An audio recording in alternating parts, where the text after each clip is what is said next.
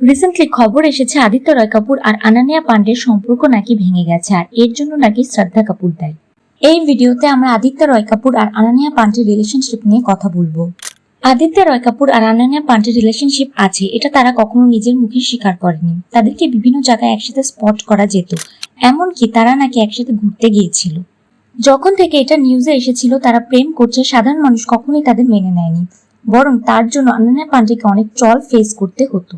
But coffee with কারণ শোতে এসে আনান্যা পান্ডে আর আদিত্য রয় কাপুর স্বীকার করেছিল যে তারা রিলেশনশিপে আছে। আনান্যা আদিত্য বাদে কার্তিক আরিয়ান, ঈশান খাট্টা সহ আরো অনেকের সাথে রিলেশনশিপে ছিল। এরা সবাই অল্প সময়ের জন্য আনান্যা পান্ডের বয়ফ্রেন্ড ছিল। তাছাড়া আদিত্য রয় কাপুরের সাথে শ্রদ্ধা কাপুরের রিলেশনশিপ ছিল। আশিকি 2-তে শ্রদ্ধা কাপুর আর আদিত্যকে মানুষ অনেক পছন্দ করেছিল, কিন্তু গুজব আছে যে তারা দুজন নাকি রিয়েল লাইফে ডেট করত। এই জুটিটাকে মানুষ অনেক অ্যাপ্রিসিয়েট করেছিল। পরবর্তীতে তাদের ব্রেকআপ হয়ে যায়, কিন্তু রিসেন্টলি আদিত্যকে মাঝরাতে শ্রদ্ধা কাপুরের বাড়ি থেকে বের হতে দেখা যায়। এর জন্য সবাই ভাবছে শ্রদ্ধা কাপুরের সাথে মেবি আদিত্যের এখনো কোনো সম্পর্ক রয়েছে। এজন্য আনান্যা পান্ডে আর আদিত্য রয় কাপুরের ব্রেকআপ হয়ে গেছে।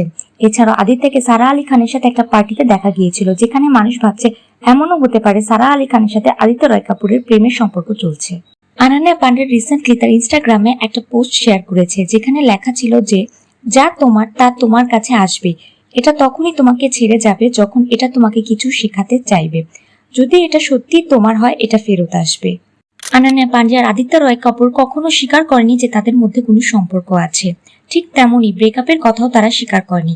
আনান্যা পান্ডের এক ফ্রেন্ড মিডিয়াদেরকে বলেছে যে 1 মাস আগে তাদের ব্রেকআপ হয়ে গেছে। ব্রেকআপের কথা শুনে সবাই শক হয়ে গিয়েছিল।